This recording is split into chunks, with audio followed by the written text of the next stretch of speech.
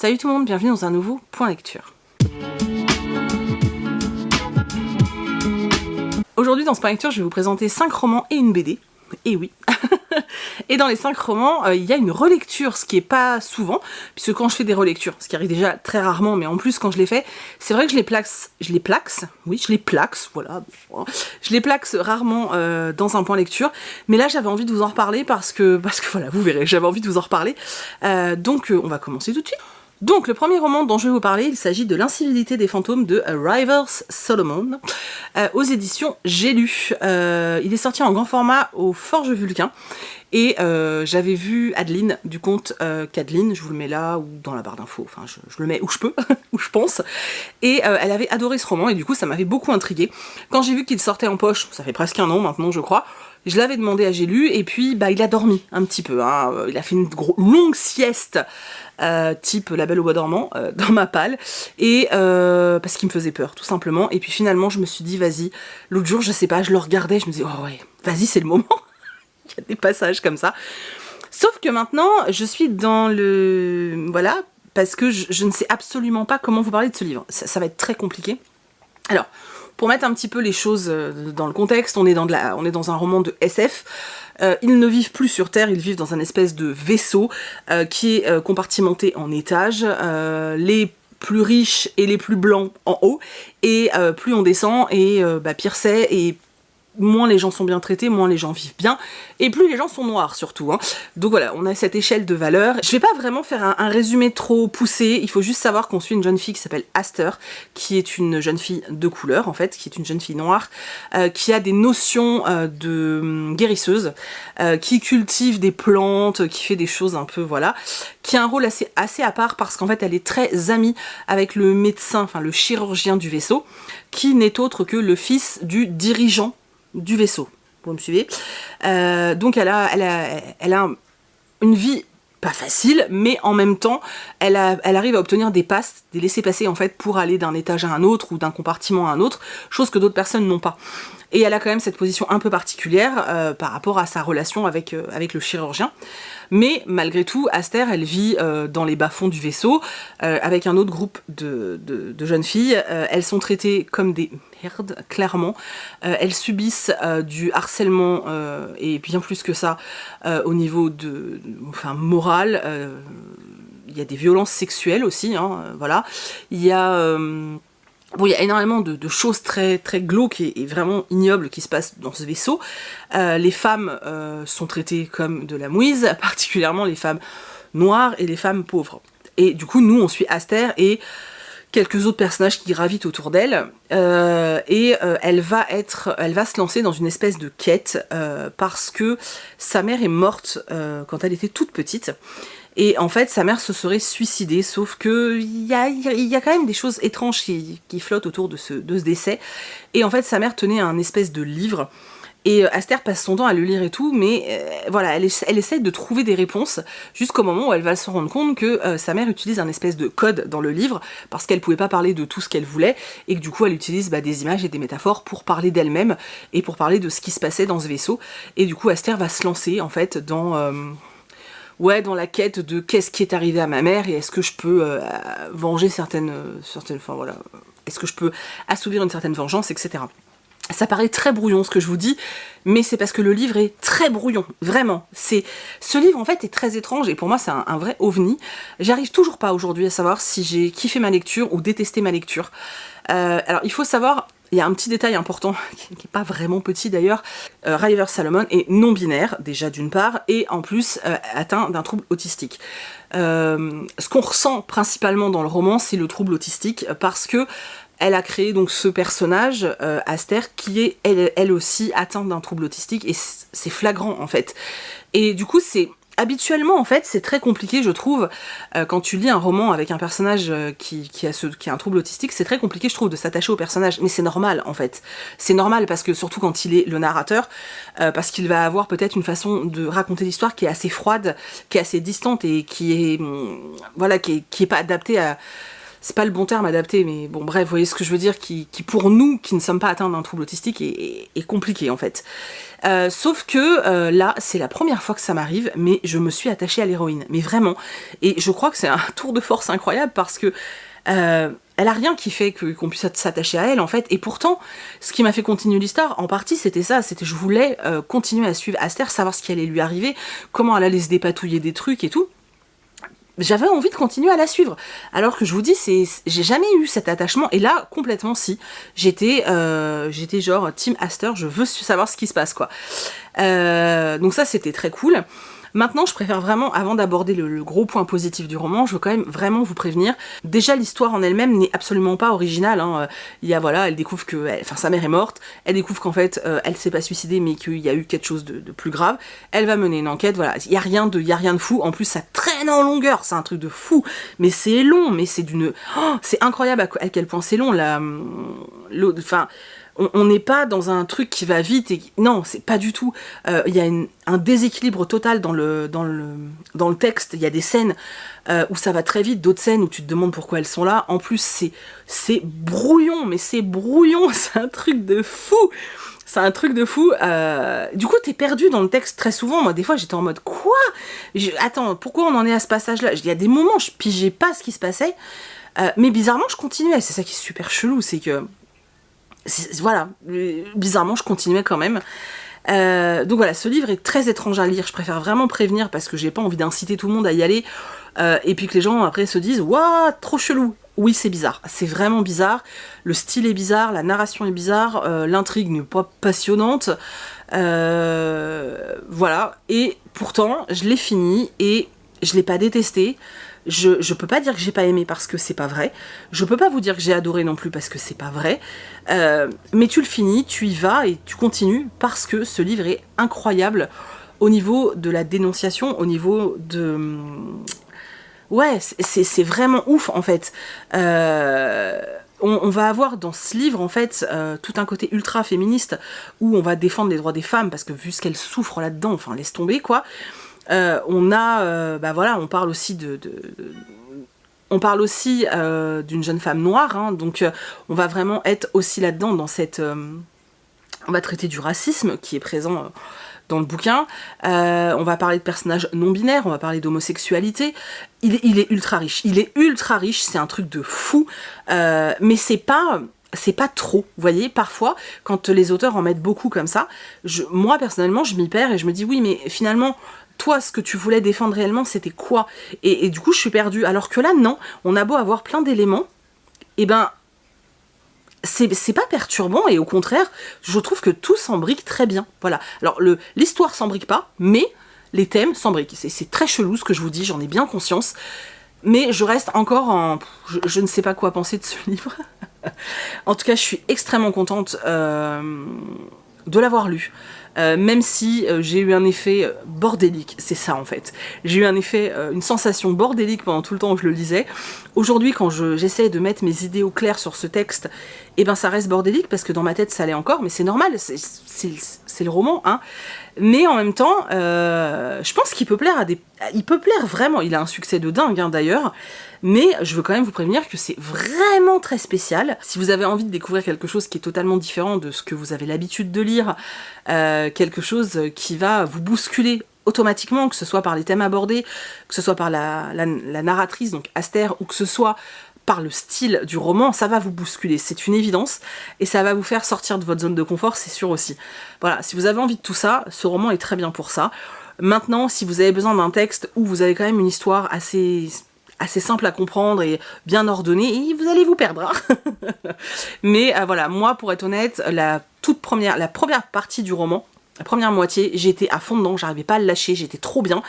Et puis arrivé la seconde partie, eh ben, je pense que je commençais à m'essouffler un petit peu au niveau de la gymnastique narrative que je devais faire, enfin de la gymnastique liée à la narration. Oui, mais moi je raconte n'importe quoi. Bref, j'ai lu L'incivilité des fantômes. On va rester dans les poches. J'ai eu une période où je m'enchaînais les poches. Alors, j'ai lu La mémoire sous les vagues de Laurence Cucchiot aux éditions Pocket. J'ai adoré ce roman. C'était génial en fait. C'était génial. Je me suis pris une claque concernant l'écriture en fait. La plume de l'autrice est juste magnifique, énormément de figures de style, mais des belles figures de style. T'as l'impression d'y être en fait. Alors, pour le passage qui se passe pendant le tremblement de terre, je m'en serais passée, mais t'as vraiment l'impression d'y être, c'est assez fou. Et voilà, j'ai découvert une plume magnifique et c'était tellement cool, et l'histoire est vraiment chouette aussi. Donc on suit une jeune femme qui s'appelle Yukiko, qui est photographe, qui est franco-japonaise et qui travaille qui travaille un peu partout hein, puisqu'elle fait de la photo, et là on est en mars 2011, elle est à Tokyo pour un reportage photo qu'elle veut faire, sauf que elle est dans son appartement à Tokyo et on est le 11 mars et cet énorme tremblement de terre qui a fait beaucoup de ravages commence en fait, et elle nous décrit ce qui se passe avec beaucoup d'images, avec des phrases assez courtes, c'est hyper poignant la façon dont elle parle de ce qui se passe, de ce qu'elle ressent, de ce qui se passe dans la ville quand elle sort, etc. C'est assez fort, hein. Franchement, c'est vraiment... Enfin bref. Et on suit à travers Yukiko ce qui va suivre de ce tremblement de terre, à savoir le très fort tsunami qu'il y a eu à Hiroshima. Et sur d'autres parties. Elle va vouloir prendre des nouvelles de sa grand-mère qui habite à Yokohama, sur la côte, et en fait toutes les lignes sont coupées, il n'y a plus moyen en fait d'avoir des nouvelles de sa grand-mère, donc elle va tout mettre en œuvre pour partir de Tokyo et aller vers Yokohama pour retrouver sa grand-mère, qui est une femme très âgée, je crois qu'elle a plus de 90 ans, et elle veut savoir ce qui est arrivé à sa grand-mère et comment elle va. Donc on va suivre Yukiko à travers tout ça, à travers son arrivée à Yokohama, ce qu'elle va découvrir sur la route, ce qu'elle va découvrir en arrivant, les rencontres qu'elle va faire, et c'est très touchant, c'était très beau. Parallèlement à ça, on est au 19e siècle à Yokohama, donc toujours au Japon, et on va suivre une femme qui est une geisha. Geisha qui est très très proche de la communauté, surtout des hommes, de la communauté masculine occidentale qui est présente à cette époque. On a une époque aussi où l'empereur japonais voulait interdire l'accès au Japon aux occidentaux, donc bon, il y a toute cette notion là.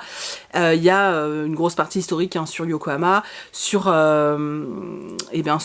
les geishas, la différence entre une concubine, une geisha et une fille de joie, enfin toutes ces choses là, et du coup on va suivre cette geisha, sa vie, et donc on est, voilà, je vous dis milieu 19e, avec tous ces, voilà, tout ça, c'était très très intéressant culturellement parlant. Quand on aime le Japon, ça peut être qu'intéressant en fait. Et forcément les deux histoires, celle de Yukiko et celle de cette femme geisha, vont avoir un rapport, mais on découvre pas tout de suite quel est le rapport quoi. Donc voilà, on est sur deux époques au Japon, et c'est extrêmement bien écrit, c'est extrêmement touchant. Les deux histoires sont hyper intéressantes, j'ai adoré, franchement j'ai adoré, c'était génial. Je peux que vous recommander ce roman si vous aimez les romans à double temporalité et que vous avez envie d'en découvrir plus sur la culture du Japon, c'était génial, et c'est en plus extrêmement bien écrit. J'avais envie de surligner les phrases, truc qui m'arrive jamais quoi. Et voilà, j'ai passé un super moment avec ce livre et je vous le recommande vraiment de tout cœur. On continue dans les livres de poche. J'ai lu Nord de Ragnar Jonasson. Donc c'est les enquêtes de... Alors c'est encore pire que le nom du livre. C'est les enquêtes de Siglufjordur. Voilà. Donc voilà, tout irisé comme ça. Il est super beau. Irisé, pardon, c'est plus français. Voilà. Donc dans ce livre on suit un jeune homme qui s'appelle Aritor, qui qui est à l'école de police, qui vit à Reykjavik, donc la capitale de l'Islande. Il vit avec sa petite amie qui est en fin d'études de médecine, il me semble, et voilà, lui il est à l'école de police, mais il va falloir qu'il trouve un poste assez rapidement, sauf qu'il va postuler un peu partout en Islande et qu'on va lui proposer un poste à Siglufjordur. C'est très très compliqué à dire. Et en fait, ce bled, Siglu, hein, on va dire, c'est plus facile pour moi, est à l'extrême nord de l'Islande. Voilà. Alors si déjà, dans la capitale, c'est dur, vous imaginez dans le nord de l'Islande. Aritor, en fait, il se voit pas refuser le poste, parce qu'il y a pas beaucoup de postes, et que voilà, s'il veut finir et valider son truc de flic, il faut qu'il y aille. Donc lui, il va décider de partir dans le nord, sa copine va lui dire « Wow, moi j'y vais pas hein !»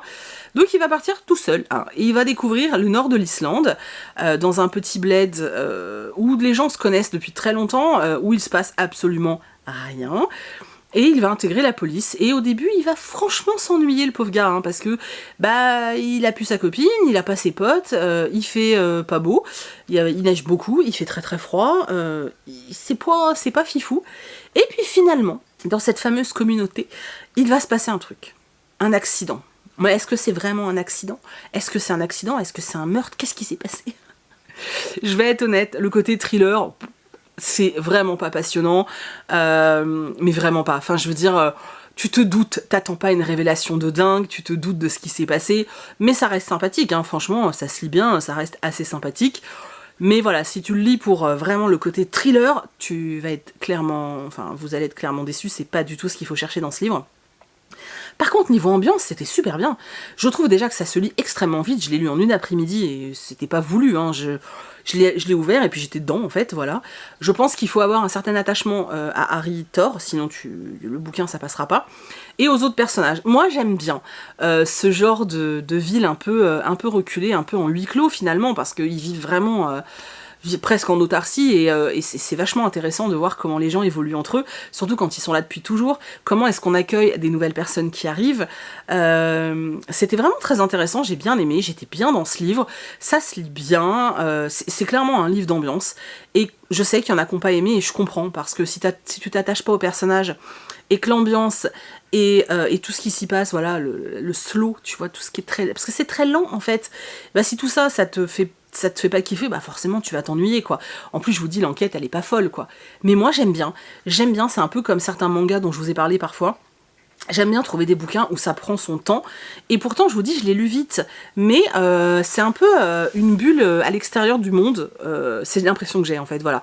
C'est que pendant ces quelques heures de lecture, je suis complètement en dehors, je suis dans une bulle, voilà, je suis dans une bulle, je suis là-bas, je suis à Sigluchjordur, voilà, j'ai plein de neige, j'ai froid aux fesses et j'ai des escarres aux doigts, mais je suis bien. Donc voilà, je vais continuer, je vais lire le tome 2 au mois de février, je vais essayer de m'en lire un par mois comme ça, et puis comme ça je rattraperai les publications, et voilà. Et du coup, j'ai découvert un nouvel auteur nordiste, donc je suis très contente.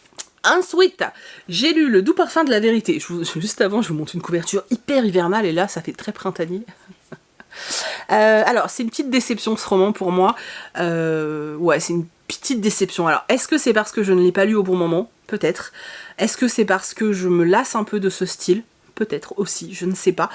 Mais ouais, j'ai préféré l'autre roman de Lucy Diamond, celui où il y avait un café sur la côte anglaise et tout. Là... Ouais, là, ouais, c'était sympa, mais vraiment sans plus, quoi. Donc, c'est une sorte de deux sœurs, Polly et Clare. Polly, qui est l'aînée. Alors, en fait, bon, elles sont deux, mais fut une époque, ils étaient trois. Elles avaient un frère qui s'appelait Michael, qui est décédé d'une rupture d'anévrisme, il me semble. Et voilà, du coup, les deux sœurs ne sont absolument pas proches, que ce soit physiquement ou affectivement parlant, c'est pas des frangines qui s'entendent. Hein. Polly, elle est très renfermée sur elle-même, elle est très imbue de sa personne, elle travaille dans la finance à la City à Londres, et c'est vraiment, elle ne se définit que par ce job. Il faut gagner de l'argent, il faut avoir de l'argent, il faut être bien habillé, il faut bosser tout le temps. Tous les contacts qu'elle a, c'est juste lié au professionnel, et de toute façon, tous les contacts qu'elle va créer, c'est dans un but professionnel. Quand il s'agit des anniversaires ou des choses comme ça, ou des fêtes, elle fait envoyer un très beau cadeau par son assistant, mais elle prend pas la peine de passer un coup de fil ou je ne sais quoi, ça l'intéresse pas. Elle, c'est, voilà, et elle aime ce côté j'ai réussi, je suis le modèle, j'ai réussi, je suis fantastique. Elle est imbuvable, hein, j'ai pas du tout aimé ce personnage. Voilà, et on a sa sœur, Clare, qui est complètement l'opposé, qui, elle, était mariée il y a quelques années, est divorcée aujourd'hui, elle élève seule ses deux enfants. Enfin, voilà, elle vit principalement avec ses deux enfants, elle est assistante dans un cabinet médical dans le village où elle a grandi, elle habite très proche de chez ses parents, qui viennent très régulièrement la voir, etc. Et elle, en fait, elle est plus en mode à la vie cool, je vois mes potes que je connais depuis toujours, je m'occupe de mes enfants, plein d'amour, plein de bienveillance, plein de sourires, mais la vie est pas facile parce que son ex-mari est pas forcément très facile, et qu'en plus, elle a beaucoup de mal à boucler les fins de mois, donc elle se débrouille comme elle peut. À côté de ça, elle fabrique des petits savons, bombes de bain, etc. artisanales, qu'elle offre à ses potes, et voilà, qui va faire changer sa vie, en fait, après. Donc voilà, déjà, ce côté extrême pour l'une et pour l'autre, ça m'a pas... Je trouvais ça trop extrême. au niveau des personnalités, on peut ne pas se ressembler, mais là c'était vraiment, enfin bref. Voilà, qu'est-ce qui se passe? Oui, donc Polly va perdre son boulot et va se retrouver dans une mouise pas possible, donc elle va devoir retourner dans le village de son enfance, être hébergée par ses parents, sauf qu'elle va pas vouloir admettre qu'elle n'a plus de travail, donc elle va faire croire qu'elle vient pour des raisons professionnelles, qu'elle doit écrire je sais plus quoi, un papier, et qu'elle veut être au calme. Et forcément, ça va un peu clasher entre les deux frangines, parce qu'elles s'entendent pas, et qu'elles viennent, enfin, voilà, elles sont plus dans le même univers. À côté de ça, on parle du décès de leur frère, puisque chacune de leur côté culpabilise, pour chacune, elles ont chacune une raison de culpabiliser, enfin, elles pensent en tout cas avoir chacune une raison de culpabiliser.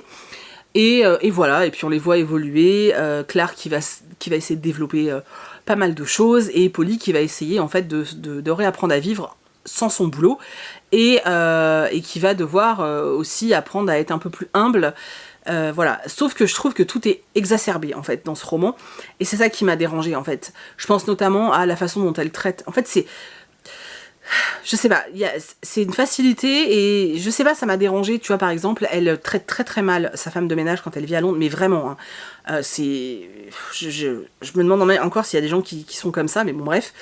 Et donc elle la traite vraiment très mal, et puis quand elle part dans son bled, elle trouve pas de boulot, elle est paumée, elle va faire le ménage dans un bar, et là elle va prendre conscience que le travail de sa femme de ménage il y a quelques années était très dur, et elle va vouloir la retrouver pour s'excuser. Voilà. J'ai trouvé ça trop facile. Je sais pas, il y a un truc qui m'a dérangée. Maintenant, c'est pas un mauvais roman, c'est un feel-good qui passera très bien auprès de plein de gens, clairement. Peut-être que je retenterai dans quelques années ou à un meilleur moment, j'en sais rien, parce que j'ai vraiment beaucoup aimé le titre d'avant de l'autrice, mais c'est vrai que là, je sais pas, j'ai passé un bon moment, mais j'y retournais pas non plus avec plein d'entrain. Habituellement, ce genre de livre, moi je le bouffe en une après-midi, là c'était franchement pas le cas, et puis j'ai pas accroché plus que ça avec les personnages. Donc c'était sympa, mais vraiment sans plus, quoi. Du coup maintenant, on va passer à ma relecture. J'ai relu Nos faces cachées de Amy Harmon, qui est un exemplaire que j'ai depuis très longtemps, que j'ai fait dédicacer par l'autrice à Montreuil. C'était une très belle rencontre, j'étais très contente de la rencontrer. Ce roman, je l'ai lu en 2013, je crois que c'est ça, quand il y a eu une hype de dingue autour de ce livre. 2013 ? Ouais, 2013 ou 2015, je sais plus. C'était assez incroyable, hein, quand ce livre est sorti à la collection R, il a fait un bruit pas possible, il a été réédité avec la couverture de l'héroïne dessus, enfin c'était vraiment, ça a été une folie, mais vraiment de dingue. J'ai lu après tous les titres de Amy Harmon qui sont sortis en France, que j'ai bien aimé, mais c'était pas à la hauteur de celui-ci. Et il y a quelques temps, je l'ai revu dans ma bibliothèque, dans mes livres de la collection R, qui sont très très peu, hein. Ils sont 7, voilà, la saga du faucheur, la saga Caleb, et celui-ci, donc ça fait 7.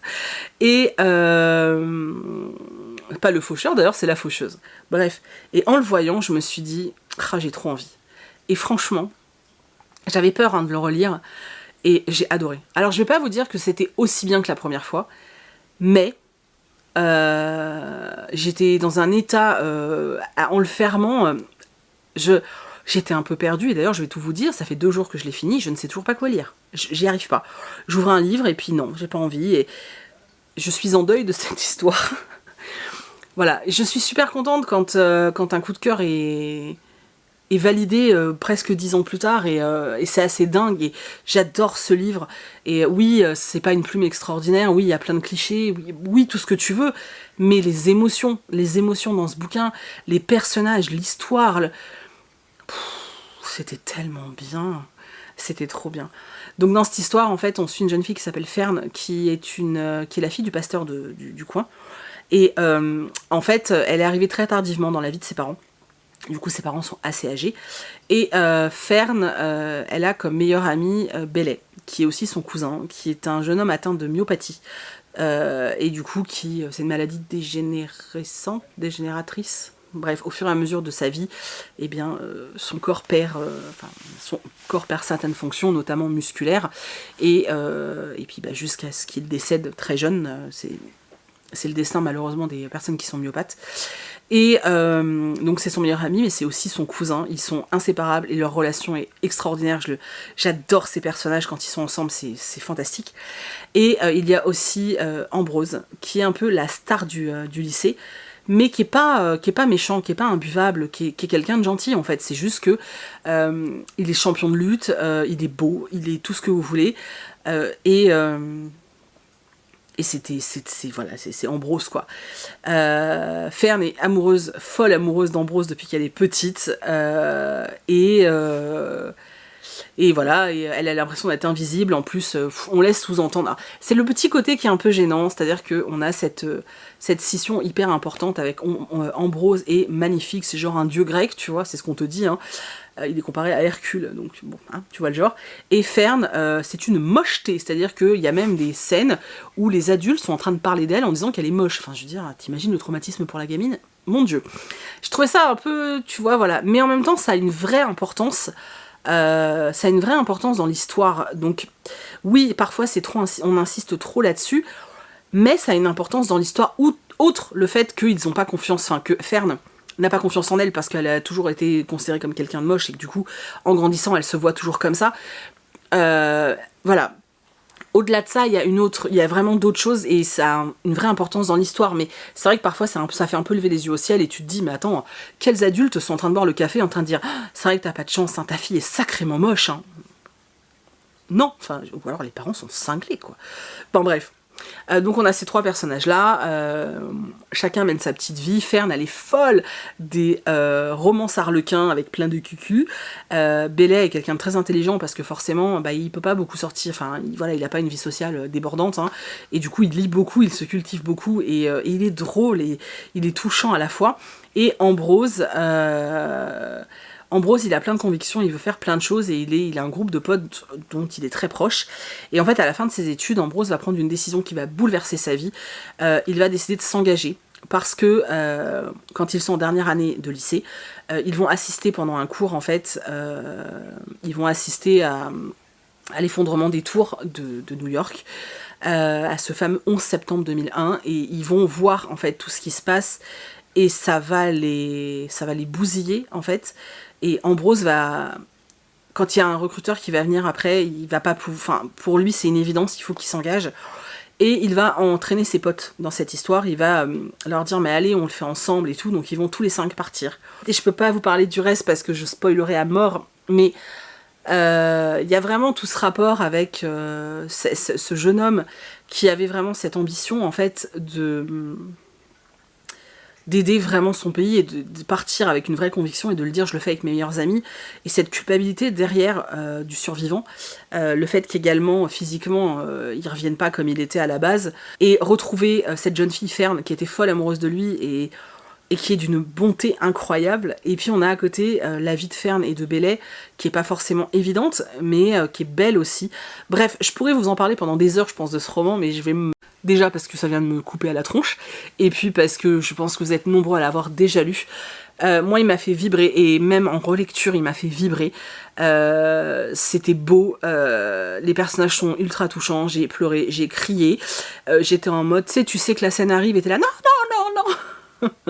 On parle de vraiment beaucoup de choses, hein. On parle du 11 septembre, on parle de l'armée, on parle de cette jeune fille, qu'est-ce qu'elle est, bref, on peut la considérer comme naïve, mais elle est pas si naïve que ça en fin de compte. On parle de handicap, on parle de violence. Il se passe vraiment beaucoup de choses en fait, et moi j'ai adoré, voilà. Même en relecture, j'ai adoré cette relecture. C'était génial, ça m'a rebouleversée. C'est un livre qui a quand même quelques années, dont peut-être la plume pourrait être un peu retravaillée, je sais pas, mais c'était trop bien. C'était trop bien, et je suis hyper heureuse de l'avoir gardé. Alors, il a survécu à d'innombrables tris dans la bibliothèque, et je suis extrêmement contente qu'il ait survécu, parce que j'aurais été tellement triste. Et maintenant, je vais vous parler d'une BD que j'ai franchement vraiment adorée. Il s'agit de Blanc autour, donc c'est de Wilfried Lupano et Stéphane Fert. C'est aux éditions d'Argo. Je vais vous montrer quelques planches. Les dessins peuvent être assez... ils sont assez particuliers, mais ils sont sublimes en vrai. Enfin voilà, je les ai trouvés très beaux. Alors... Blanc autour, c'est l'histoire d'une communauté qui est dans le nord des États-Unis. Alors le nord des États-Unis, il n'y avait pas d'esclavage, hein, voilà, bref, c'était pas des États esclavagistes. Sauf que il y a quand même du racisme, hein, faut pas se voiler la face. Et là, on est dans une communauté où une institutrice va accepter au départ, en tout cas en exception, une jeune fille noire qui va vouloir en fait intégrer l'école parce qu'elle se pose plein de questions. L'institutrice va dire « Ok, tu peux intégrer l'école ». Au fur et à mesure, les parents vont retirer tous les enfants, toutes les jeunes filles blanches de l'école parce que c'est quoi cette histoire quoi. En plus, si elle accepte une jeune fille noire, au fur et à mesure, il va y en avoir plein. C'est pas possible. Les familles blanches sont pas d'accord. Hein. Ça leur fait peur, ils ne veulent pas. Et ils vont tout mettre en œuvre hein, pour empêcher cette école d'intégrer des jeunes filles noires. Sauf que l'institutrice ne le voit pas de cette oreille et qu'elle a décidé que, puisque c'est comme ça, son pensionnat deviendra intégralement un pensionnat pour jeunes filles noires. Donc elle va accueillir des jeunes filles noires qui viennent un peu de partout en fait. Et elle va commencer à leur apprendre à lire, à écrire, etc. Parce que même si c'est pas un état esclavagiste, il y a quand même cette notion de les noirs ne sont pas notre auteur, donc il faut pas non plus qu'ils sachent lire et écrire, faut pas déconner quoi. Et bien l'instit elle est pas d'accord et elle veut éduquer ces jeunes filles. Et ça va forcément partir en cacahuète hein, parce que vraiment personne n'est pour et ils vont vraiment tout faire pour détruire ça.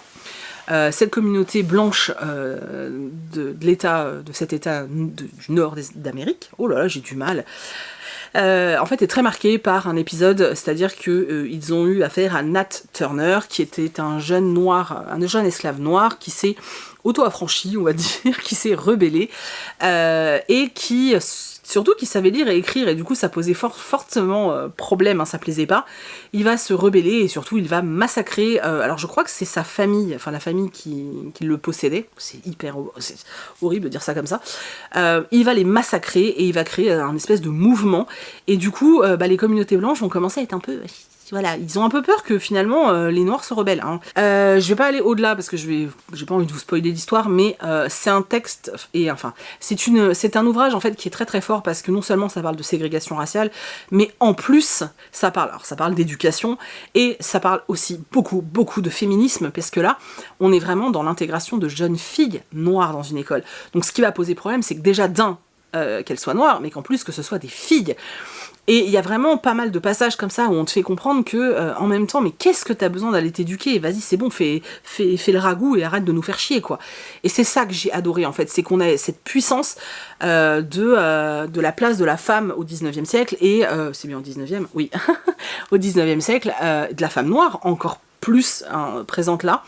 Et c'était génial, franchement c'était génial, j'ai adoré, je m'attendais pas à découvrir autant de choses, c'était génial. Je peux que vous recommander de découvrir cette BD, alors je sais c'est un certain coût, en plus je crois qu'elle est assez chère celle-ci, mais je pense qu'en médiathèque elle est trouvable, tant que les médiathèques sont ouvertes, profitez-en, mais vraiment je vous la conseille chaudement, c'est vraiment une BD à découvrir et je suis extrêmement contente de la voir et je la relirai. C'est une évidence et vraiment je vous la conseille fort. Donc voilà, c'est tout pour ce point lecture. Vous avez vu que j'ai eu plutôt des bonnes lectures, je suis assez satisfaite. Depuis que j'ai mis en place mon petit système de ce que je vous avais parlé, hein, que je ne voulais plus faire en 2021, et bien ça marche plutôt bien et j'arrive à ne pas avoir de mauvaises lectures. Pour le moment, j'ai eu des moyennes et des moins bonnes, mais j'ai pas eu de mauvaises lectures qui me mettent dans un mauvais mood. Donc c'est vraiment super, je suis très contente. Ouais, je suis très satisfaite parce que j'ai des chouettes lectures et des chouettes découvertes, donc c'est trop bien. J'espère en tout cas que vous avez découvert certains titres, que je vous ai donné envie de lire ou peut-être de relire certains titres. N'hésitez pas à me dire ça dans les commentaires. Voilà, dites-moi si vous aviez lu il y a plusieurs années Nos Faces Cachées, ou si vous ne l'avez pas vu, pas lu ni rien, et qu'aujourd'hui, je suis désolée, j'ai le nez qui me gratte, et qu'aujourd'hui vous avez très envie de le découvrir. Ça me ferait super plaisir si aujourd'hui vous le découvrez grâce à moi, et surtout si vous l'aimez. Du coup, je vous souhaite plein de très bonnes lectures, plein de belles découvertes, et voilà, je vous retrouve dans les commentaires pour qu'on puisse échanger sur ces titres, ou même sur votre dernière lecture. N'hésitez pas à me partager votre dernière lecture, et voilà, je vous fais d'énormes bisous, je vous remercie d'avoir regardé cette vidéo jusqu'au bout. N'hésitez pas à laisser des petits pouces en l'air, et puis une petite trace de votre passage, ça fait toujours super plaisir, et je vous dis à bientôt dans une prochaine vidéo.